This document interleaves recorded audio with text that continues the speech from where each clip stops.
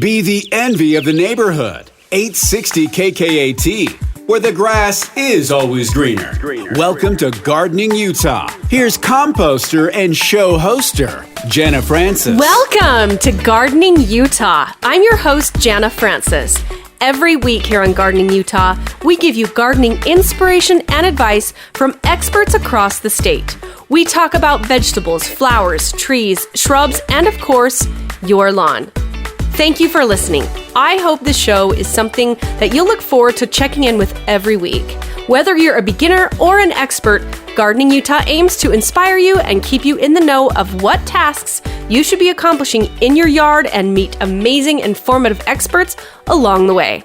This show airs on the radio on the weekends here in Utah at 10 a.m. on 860 AM KKAT, and episodes drop every weekend on Apple Podcast, Spotify, or wherever you get your podcasts, so hit that subscribe button so you never miss an episode. On today's show, we're going to be talking with Cameron Alcott with Progressive Plants and me, and we're going to be having a conversation about what we've been doing the last couple days. We're on a post-show high from the Utah Nursery and Landscaping Association conference and trade show. I'm still, Cameron, I still can't stop thinking about how fun that was. Yeah, it's a good time for sure. I mean, it's pretty busy. We all kind of come out of hibernation for the show. Like we haven't seen each other in months, right? And honestly, we're like, during like the post-COVID stuff too. Like we didn't have a trade show last year because of COVID. We had it virtually, but we didn't have anything in person. So like these are people that I hadn't seen in like 2 years. Oh, wow. 3 in some cases, I didn't really even think of that. Yeah. Yeah. So for listeners that don't know, it's called the UNLA, and it's not open to the public, but it is for people in the industry. And it was kind of like an educational seminars and then a trade show with booths for each company to kind of network with one another and do buying and that kind of a thing. And it was just really, really fun to get to meet so many people in the, landscaping business. And Cameron was able to go to all the sessions, the educational sessions, which I wasn't able to go to. But what are some of your highlights from those? Oh, there was actually a lot. The nice thing about this particular show for us is that it allows us, the local companies, especially the local nurseries around here, to kind of get together and talk about some of our challenges and successes. And the same thing with like the landscape contractors, landscape architects and whatnot. So it kind of like, it just kind of helps the industry kind of check in with each other, kind of, take the temperature and whatnot of where everybody's at. The really fascinating thing to me was there is a lot of talk, and I can also vouch for its reality, of supply chain issues that are happening. Okay. So this is going to be one of those years, and I think I even talked about this last year too. Like if you see something and it's available, grab it, because otherwise you're not going to get it again. Aha. And I thought last year was bad, and I thought it would start to alleviate this year. But I think with the surge of like the Delta variants and Omicron on the COVID side, like I can't even express like how skittish I am about just simple things like pots. Right. Yeah. Or soil or trucking and infrastructure to get things from place to place. It's really kind of interesting how like it's just a domino effect. Like one thing just starts and then it just keeps going. So, and I don't know. I mean, you purchase like a lot of seeds and stuff too for your garden, right? Oh yeah, totally. Yeah. Have you had any availability issues of like, things being sold out or anything like that? Have you been able to get everything? I haven't noticed anything yet, but that doesn't mean that there won't be. I mean, plus I kind of have, I did a lot of my seed buying last year and still have quite a bit. So I didn't have to buy near as much. Okay. So, So if you stockpiled your seeds from the previous year, if you still had some leftovers, I kind of get the feeling you might want to use those. And yeah. And I also saved a lot of seeds last year as well from a lot of different, like my favorite pepper plants and squash and that kind of a thing. But so you're going to get a bunch of randos. Exactly. That's my favorite. I love it when I get like a weird crossover. Like the magical mystery squash from the compost pile. Yeah. Oh man. Some of the best squashes that we've ever grown were just from random seeds laying around. So yeah, no, totally. The best squash I ever have had was a cross I think I sent you and Liz a picture of it recently. But it was a cross between a sweet potato squash, which is a rare seed. It looks like a big Cinderella pumpkin. It's just like this massive, massive squash. And it crossed with a butternut. And just the flavor between the two and making a smaller plant, but it looked like a butternut, but kind of like a Cinderella squash. Anyway, it was unbelievable. The flavor was insane. So now I'm like, all right, well, I'm going to plant this again because I saved the seeds, but who knows if that will ever even come back anyway. Right. Yeah. So are you expanding your garden at all? Because you already had an impressive space. I mean, are you like looking to plant more things this year? Well, I'm going to plant less tomatoes because I know the last couple of years I keep lamenting on I planted way too many tomatoes. But I think I'll be light on the tomatoes because I still have a lot of canning that I've done from the last 2 years. And so I don't need to put up as many. But I am going to be expanding on a lot of other things. And I'm actually going to be making probably getting 5 more raised boxes, I think. Oh, wow. Yeah. So we'll see. But yeah, I'll be planting a lot more. I'll be doing a lot more root vegetables this year because I've been kind of light on that the last couple of years. So carrots, a lot more beets, stuff like that. I love beets. Oh, me too. In fact, I picked some just like a week ago and they're amazing. Really? Even through all the snow. I don't remember the varieties because unfortunately, I don't get as involved in like food horticulture as I do in ornamental horticulture. Yeah. But like whatever that gold beet is, I can't remember the name of it. Like Liz would know if she were here. We should call Liz and get her on. I know we should. But that one was really good. It was like really sweet. I just loved it. It was delicious. Yum. Yeah. Beets they're so good and they store for a really long time. And, as proof that I just picked some, you can leave them in the ground for after growing season and they still kind of are fine. I mean, the tops aren't, but the root itself was amazing. Yeah. So no, it's just, I love it. See, I get so jealous of like your garden that you have over there that I just like, I kind of want to like move really close to you so I can just come over and steal your vegetables in the middle of the night. You're going to be like, oh, it must've been those darn raccoons again. I know, those dang raccoons. And the totally wasn't Cameron. He would never do anything like that. I know. The neighbors' rabbits, and which I've actually had my neighbors' rabbits come and they don't have rabbits anymore, but they would jump through my fence or dig a hole underneath or however they got in. And they decimated in like 2 full garden boxes in one night. Oh, I've had rabbits destroy like $30,000 worth of trees in 7 days. Oh my gosh, that's right. Because you have so much wildlife up there. Yeah. Oh my word. They literally just like ate and all the cambium around the tree. So they basically just like girdled the trees. Basically, it was just like imagine your skin getting ripped off of your legs from the knee down. Oh no. Oh no. That's exactly what happened. And so we had to throw those away. That was a fun year. Oh, that's pretty devastating. I mean, that's too bad. What did you? And on that note, we will be back in. Yeah, we'll be right back after this on Gardening Utah. Stay with us. She's more than just gardening puns and sage advice. It's Gardening Utah with Jana Francis on 860 KKAT. Gardening Utah, available wherever you get your podcasts and at 860kkat.com/garden. Here's Jana Francis.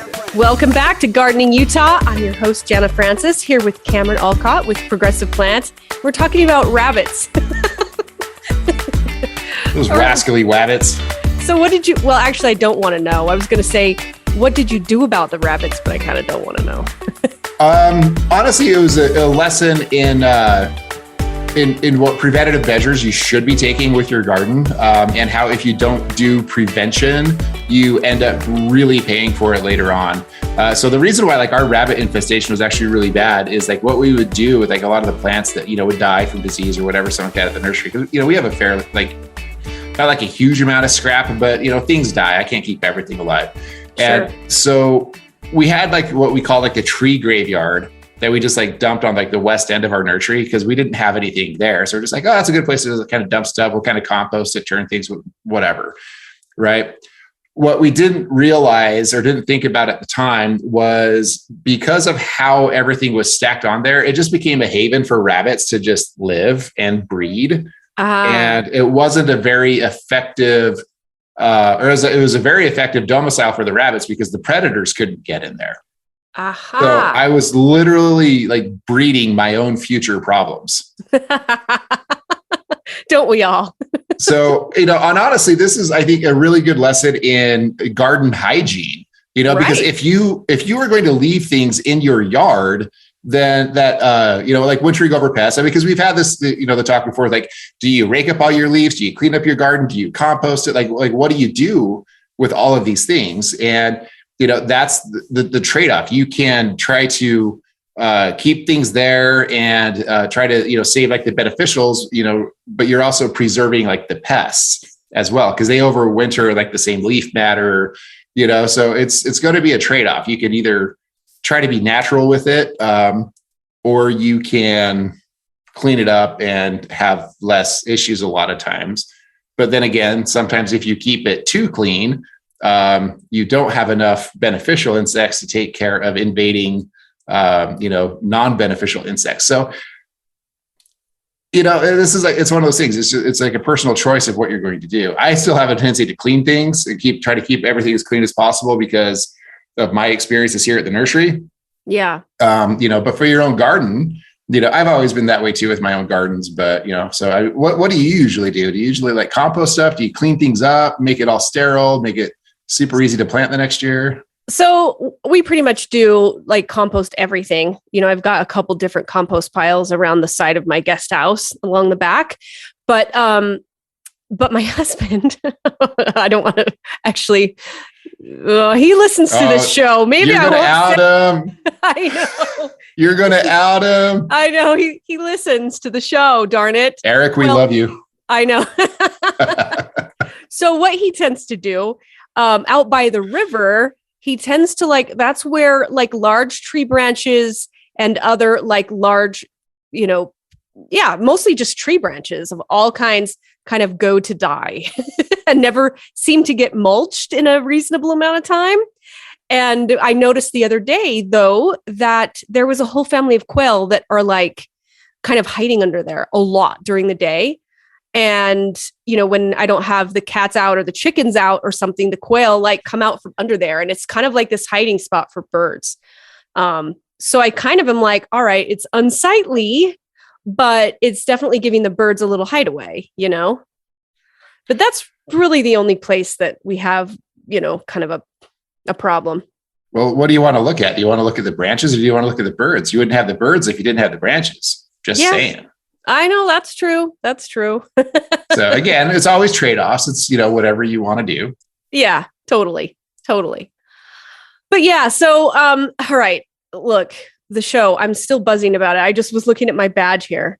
So again, it was the Utah Nursery and Landscaping Association show, and it was at Mountain America. Mountain America Expo Center. Yeah. And I mean, it wasn't open to the public, but it's just for people in the industry. And it was the first time I've ever gone. And what was so cool for me as a gardening radio and podcast host was, first of all, I was able to meet several people in person that have been on the show before that I haven't ever actually met in real life, like Cynthia B from Jordan Valley Water. You know? Yeah. I mean, that's the first time I've ever seen her in real life. I don't think you knew that. Yeah. I mean, we've talked so many hours, but never, in person. Yeah. I'm going to see her tomorrow. Oh, are you? Where at? Yeah. Here. Oh, is she coming there? Yeah. Oh, fun. Yeah. Just for fun? Yeah, we were working on some projects. I mean, the one thing that, like I said about this show is that like it brings a lot of us together. And so we get to start to collaborate and work on different projects like for municipalities or, different properties, things like that, just basically kind of planning and strategizing and really trying to find ways to influence policy. Yeah. So yeah, that is really cool. Yeah. Who else did you meet there for the first time? Oh my gosh. let's see here. Well, Scott Brady from Simplyscapes. Did I say that? Oh, yeah, that big launch, that his booth was hopping. See, the funny thing is, like, we haven't really said that much to the general public about that. So, right. Should I not say anything? I'm just going to say this right now. There's some pretty cool things that are coming, like really cool things. Yeah. And they're not plants. It's not plant related. They involve plants. That's true. That's true. It definitely does. A collaboration that he and I have been working on and with Progressive Plants. And ultimately, I think it's going to work really well for the homeowners and garden centers and really fix a lot of issues that have been plaguing the industry for a very long time. That's a whole other, I mean, honestly, that's like a whole other show. It really is. Like, for sure. It's like a paid programming segment. So. It is. It totally will be too. Yeah. But I mean, for me, just, getting to meet the people and just see the products in person differently than in the store, like Nutrimulch, Utilite, and my gosh, so many products like that where it's like, Miller companies I buy a lot of their poultry mix and a lot of their mulch from Lowe's or, places like that. But to actually stand there and talk to the owner about their product and hear about the passion behind it and how much work goes into it and how much history and science and, it's so fascinating for me to just talk to the people who make this stuff happen and create these amazing products that we get to put into our yards. And I had so much fun talking to him. Oh, and I'm a whole bunch of people from IFA that I've talked with recently, and excited to have their beekeeper on the show in the next couple of months. That'll be interesting. I know. So listeners, if you want to learn about bees and potentially be a beekeeper like myself, definitely in a couple months. Oh, I think it'll be somewhere. Yeah, probably 2 months. We'll have an episode out with him. But we have a beekeeper on our property. He actually supplies the bees that go to California to pollinate all the almonds. Oh my gosh, that's exactly what they were just saying. Literally have like semis worth of hives on our property for a short time in this spring. It's really cool. Wow. And overwhelming and scary. Yeah. I've never been stung. I've never, ever, ever been stung by a bee in my life. Really? No, never. Wow. And I would open my hive. Yeah. Anyway, a little it's overrated. It's over. Let's just hope I'm not allergic and I don't even know. Oh my gosh. That reminds me, our friend Melon Monologues, she is allergic to bees. That's right. On Instagram. She has the funniest story on there. So listeners, go to Instagram, go find Melon Monologues. I think she's got it pinned, her whole experience of getting stung on the face with a bee that spanned days. It was the funniest thing I've ever seen on the internet. It was maybe the second funniest. It was terrifying. I mean, it malformed her face for several days. She took it like a champ. It was, I haven't seen it. Just Sloth from the Goonies. There was an homage to that. That's funny. Right. I remember she was pretending to be the Sloth. Oh my gosh. I've never seen anything like it. I felt so bad for her, but I was so relieved that it wasn't anything serious. Oh my gosh. She's the best. I need to reach out to her. I haven't talked to her for a while. Yeah, she's going to be on the show in a couple months too. Good. Yeah, so she's been on the show before. It's Cynthia Stringham, listeners. I think it was like episode 20 something. But yeah, she's Melon Monologues on Instagram, and she kind of foodscapes her entire yard and mixes and I do a little bit of it too, but she's like a much better gardener than I am and has just, lots of plants intermingled or vegetables intermingled all along her flower beds. And then she does this cool thing called Frankie Friday, where she'll just show the beds of her yard with music to Frank Sinatra. And it's just kind of insanely gorgeous. Yeah, it's awesome. She lives right next to my girlfriend. So I could literally walk to her house. We walked past it a couple of times. We'll go say hi. And I haven't seen her for a while because, COVID, but her, I think she was nominated for having one of the best yards in Better Home and Gardens magazine. And her enthusiasm and passion for flowers and veggies and children and education is insects. And insects. I mean, it's just inspiring. It really she's is. So cool. She's really like down to earth and really hyper at the same time. Yeah. And has praying mantises inside her home as like pets in their plants. Oh yeah. It's crazy. Yeah. Yeah. She's awesome. But yeah, for me, Cameron, just walking the show and getting to meet people in person that I've talked to for so long. And it was a treasure trove of future guests. I'm really excited. I've got a list of like 10 people that I was referred to or that I met that I think are going to, make some amazing episodes this coming year on the show. Oh, for sure. So yeah, I mean, yeah, I'm excited for all the guests that you're going to have on. I mean, yeah, I really want to try to get the Ross from Plant Select on here, because the coolest thing about the show for me is that we get to do like a really deep dive into horticulture. So like far beyond what like anybody really wants to know about plants. Yeah.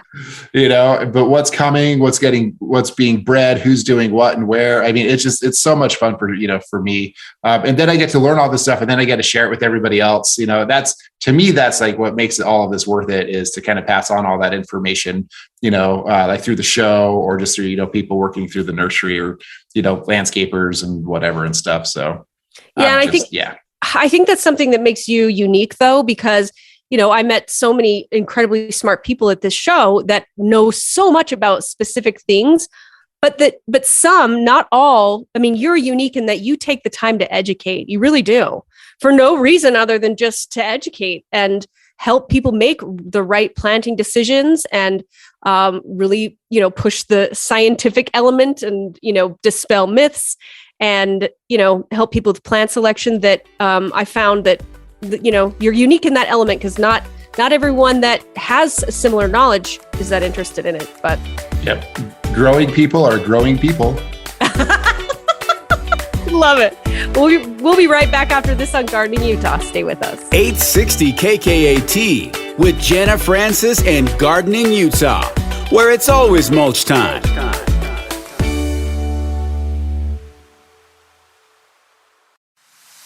She really does have the nicest yard on the block. It's Gardening Utah with Jana Francis on 860 KKAT. Welcome back to Gardening Utah. I'm your host, Jana Francis, with Cameron Alcott with Progressive Plants.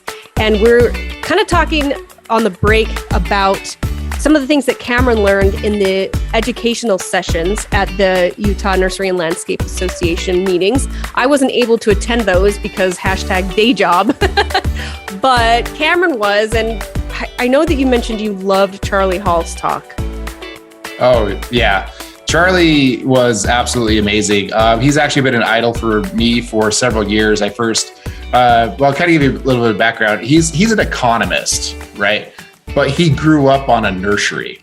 So I'm sure he got bad grades and his family punished him and made him go work at a nursery that they owned. Strangely familiar, weird. I was going to say, are you talking about him or you? Yes. But Charlie Hall he's huge in the green industry altogether. He's a professor of horticulture at Texas A&M in Texas, obviously, because go Aggies. He studies the economy of the green industry, and he's just an economist in general, but he's also been very deep into horticulture. And so he's kind of like blended the two together, and he's been like a driving force in helping the green industry make decisions economically, because, we get our noses to the grindstone so much that we don't understand necessarily how like the national economy and local economies all interact, et cetera, et cetera. And let's just face it, like, I'm a farmer. I'm not that smart, so. Not true. So I went to a conference and he actually assists like other companies to really understand their internal economy as well. So I saw him at a conference in 2016 when I was in Alabama. He was a keynote speaker. I'd never heard of him before. He spoke, he said all these things, words that I didn't know. And I was like, you're really smart. And long story short, I was like, wow. And then he's actually really good friends with our friend, Brian Lloyd. Yes. Olson's Greenhouse, available at your local Home Depot and Walmart. Exactly. And so the way that we ended up getting Charlie Hall, they asked me to be on the board of directors for the UNLA. This is like my first year ever doing it. And I go to my first meeting and they were talking about this upcoming trade show. And they were like, we should get a keynote speaker. And like, who should we get? Like, it would be so cool if we got Charlie Hall. And I'm like, wait a minute. I know a guy who knows the guy. So I sent a text over to Brian. I'm like, can I get Charlie Hall's info so I can ask him to? So like my very first meeting, like Brian Lloyd makes you look like a hero to the UNLA. So, that's amazing. And then we just started talking and he came out and then he actually gave an incredibly in-depth conversation or presentation on what to expect for the upcoming year in 2021, like his best predictions with COVID and all the uncertainty. And no joke, the supply chain issues are very real and there is a huge cost to that. So we're seeing price increases up like 15% the previous year. Ooh. When it's normally like 1 to maybe 3 at the highest. So this is huge. And there's still not enough supply out there because our industry has always been based in a quote unquote, just in time delivery to the consumer. But we're so backlogged. Guess what? There's no just in time anything. It's you're going to get it next year. Yeah. At this point, because none of these supply chain issues are going to alleviate until the end of the year. So it's kind of creating an interesting, backlog of things. And so for the consumers, life's going to be very interesting for you for what you want, especially on things like trees. And some bedding plants are going to be hard, like plastics, because they all come out of China, which are all imports, which are all backed up. This is going to be an issue. So be prepared for that. But on a lighter note, I saw some incredible presentations from Christina from Thrive Nursery. She did a great job in recommending certain trees that do very well in Utah. And I'm going to publicly call her out to be on the show. Awesome. So I'll see her tomorrow too. Neat. We'll make it happen. And then Sean Moser from the Jordan Valley Water, he did an incredible presentation on, the local scapes and the water conservation, the successes, the challenges. And now that we've been through a drought and water is a very real thing, like changing the way that we landscape is absolutely critical at this point. I think people are finally starting to come around where, maybe lawns aren't the best thing to have. Maybe they are more maintenance than what we thought they were. And, planting more zone appropriate and Utah climate appropriate things is the better option to save money because you really, truly do. If you adopt like the local scapes type standard for your landscape. And so, just getting into like these deep dives of all these different things and watching how much influence that these little seminars then have and how they affect like the businesses and the municipalities and the zoning laws. I mean, it's really interesting to see all of this stuff kind of come out of this type of thing. So like, it's exciting for me, at least. No, it was exciting for me too. And I can echo the supply chain issues. I was talking to a gentleman that creates peat moss. He has a peat moss farm up in Montana. And he was mentioning that right now to send a $4,000 order of peat moss somewhere across the US of people who used to buy from him all the time is now $8,000. Yeah, the freight's insane. Yeah. And so I was just blown away at how much is trucking is a huge problem right now. Yeah. And, for the consumer, the best thing that you can do right now is plan early and start looking and buy early, because if you wait, you are not going to get what you are looking for. There's a very good chance that it just won't be available and you might have to wait an entire year for something. Yeah. Yeah. In fact, I noticed something that, so for the listeners, these booths, some of the booths from the growers in maybe Oregon, or, they bring down their, samples, not samples, but one of, a handful of all their beautiful trees and everything. And I noticed at the end of the show, there were people from nurseries that were trying to buy the stuff that was at the show. Yeah. And you would think that they wouldn't be that desperate for stuff, but it was like, oh, no. And in fact, I saw two people kind of semi-arguing for a whole, no, I already called those, and it was just local nursery owners wanting the stock that was inside the show. Kind of. Oh, crazy. yeah. I was expecting like a Black Friday fist fight, Yeah, no, it was pretty interesting. Well, okay, I'll tell you what, I think this next break, why don't we dive in with the listeners on things that they should be doing right now? I mean, even though it's January, there's a couple important things that people need to look out for.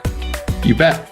Let's get after that right after this on Gardening Utah. Stay with us. She's more than just gardening puns and sage advice. It's Gardening Utah with Jana Francis on 860 KKAT. 860 KKAT with more of the fastest growing show on radio. It's Gardening Utah with Jana Francis. Welcome back to Gardening Utah. You've got Jana Francis here with Cameron Alcott from Progressive Plants. And we're kind of talking about, we've been kind of going over the Garden Geek Disneyland show. Disneyland for Garden Geek show. We've been recapping that a little bit, but now we kind of want to deep dive into some of the things that you should be doing in your yard at this point. I mean, yeah, it's January, but there's still quite a few things that we could be doing and should be doing. And I think number one in Utah, at least this year, we haven't had any snow for a while, have we? No, we have not. You should go water your stuff. Yeah. So even though it's a pain, it's hand watering in most cases. It's really the evergreen. Start with your biggest, most prized evergreen, right? Like the one in your backyard? Exactly. I watered it last week several times, or with several buckets, I should say. Anyway. Yeah. Well, you can still hook up a hose to your faucet if you have one. Just make sure you disconnect it at the end of that, because you don't want it to freeze and then flood your basement. That's not a good time. No. Yeah. And so what are you thinking? Everything needs to be watered? I mean, what evergreens are usually the first thing that I will tell people to go for. Most deciduous plants are generally pretty good, unless it's like their first 2 years of being planted. So, like I say, if you just barely installed your landscape, you're going to want to probably, water your stuff, like once every 3 weeks ish, when we don't get snow like this. Cause I mean, they still lose water and they don't really have like a root system that's really tapping into the groundwater just yet. So you're going to have to supplement a little bit if you want to try to keep things safe. And if as long as you keep them healthy over the winter, they will come back the following spring, generally speaking, and perform so much better. They'll get bigger, faster, and generally just perform. Like if they get stressed or if they get like a lot of winter damage, a lot of times they kind of start out small and then it takes some time for them to kind of photosynthesize, get some of those sugars, and really kind of push roots to really start pushing growth again. So you kind of like stunt them a little bit if you're not getting them enough moisture for those first couple of years. Yeah. And so fruit trees, if they're semi-established, do you need to water those? If they're semi-established, I would say yes. I mean, you're not going to hurt anything. It's not like you're sitting there like overwatering anything and keeping them in a puddle, so I'd say go ahead and do that. And there's, you're not going to hurt anything by doing that. But if they are just a very new planting, like say if you planted stuff in the fall this past year, definitely throw water on it. Yes. If you planted them in the spring of 2021, definitely throw water on it. Okay. Beyond that, trees are actually pretty forgiving. And a lot of fruit trees, they root out very quickly, especially like your apples. Like they're very quick. Pears, they're a little bit slower, but yeah, just better safe than sorry for the most part. And I bet if you went out and looked at some of your perennials, like all the ones that you chopped down at the end of the year last year, I'm willing to bet that you still have some green at the very base of those, because a lot of plants don't really like shut down all the way. They just kind of go into hibernation mode, but they'll still have foliage. They might be like a little bit more purplish in color. So very few, a fair amount of things die all the way back to the ground, but there's a lot of things like a lot of geraniums, sometimes your daisies, echinaceas, coneflowers. They will actually keep a minimal amount of greenery at the base of the plant a lot of times. Yeah. So you just don't notice it. Yep, I noticed my autumn sedum has quite a few little buds right at the base and starting to come up a little bit. I'm sure they're starting to pop up just a little bit. I mean, I've been seeing like peonies and a lot of your bulbs starting to come up. Oh, wow. Yeah. Peonies. How crazy is that? So if that happens with peonies, should you mulch? Like get some leaves. Here's what I've kind of found, and you'll hear advice either way, but I've really kind of found that plants are smarter than we are. Yeah. Like we just kind of think that we have to take care of them. But the reality of it is plants are a lot tougher than we think, and they kind of know what they're doing. I mean, they kind of evolved to work with the seasons a little bit more. The plant kingdom is much older than the animal kingdom. So again, they're smarter than us. Yeah. So, true. So I don't really worry about it. Every once in a while, I'll get people be like, "Oh, the buds are swelling on my fruit trees," and they're like, do I need to protect it? Or no, don't worry about it. Like they really know what they're doing. It is very rare that I actually see like huge damage on most trees because of like warming and cooling and stuff. Because you remember, a lot of these bud swells is also not only controlled by temperature, but it's also controlled by the light cycles as well. True. Okay. So they're reacting to how much sun that they get. Yep. Or how much light that they get. And you can kind of test this out a little bit too, because I'll bet next fall, or even you might even see it this spring, trees that are next to lampposts will leaf out or go dormant at different times than anything else. Oh, interesting. Okay. So now that I just planted that in your head, Jana, I know that you're just going to go out and look at that tree that's over by that lamppost and see if it starts cracking before all of the other ones do that are out by their own. You know me well. I know. And then in the fall, you're going to be like, well, all the other trees are, dropping leaves, but that one still has leaves on it and it's still green. Weird. So. Yeah, totally. Why have I never thought of that? Deep thoughts. So Stupid speaking things of, we notice. I know, right? Well, speaking of fruit trees, it's time to prune, right? A lot of people start pruning about right now. We're approaching like that late winter. Holy cow! I just realized it's going to be like February. Yeah. Like, wow. Yeah. Okay. So there's actually a couple of things that you can do. I actually like to throw down some pre-emergent around this time. Ooh. Especially if we don't have any snow. So, Yep. You're like something granular or something like that. There's like some liquid ones that I think that you can kind of mix together. Everybody kind of has their preference of what they want to do. So that's what I usually put my pre-emergent down, is usually sometime in February, because this is actually a pretty active germination period for a lot of weeds. Yes. So remember how we were talking earlier about prevention? Yes. So you don't have a disaster later. Yep. Okay. This is the time that you start doing it. So throw down your pre-emergent, and that will help with like a lot of weed infestations that you won't have to deal with in April and May, because things like cheatgrass. Well, actually, cheatgrass I think probably germinated in November-ish, November, December. I think is usually when it goes. But like a lot of, I think like crown cell, I think will start germinating about now as well. Yeah. So I'm getting quite a few weeds. In fact, that's my other tip, is this is a great time while the weeds are small to get out there, and the ones you do see starting to crop up, get them out. Exactly. Because like once your weeds get away from you, I mean, that's like you have to pay for that for a whole other year. That's what a lot of people don't understand, because they think like all the weeds are just coming up in spring and then you have to deal with them in the summer and then fall. And a lot of time that's not the case. Like there's a lot of plants that have like different life cycles. I mean, some of them, yes, they do start in the spring, then they get big when it gets hot. Like that's what we notice. But their reproductive cycles a lot of times are happening, and their germination cycles are happening at times where we don't really think about it. And that's in the fall and the winter. So literally you have to start putting down pre-emergent like 3 to 4 times a year on a schedule in order to keep the weeds down. Otherwise, you miss a schedule. Guess what? Boom. Yeah. You are paying for it for a whole other year. Yeah. And every single seed head that goes to seed, it drops hundreds of brand new little seeds.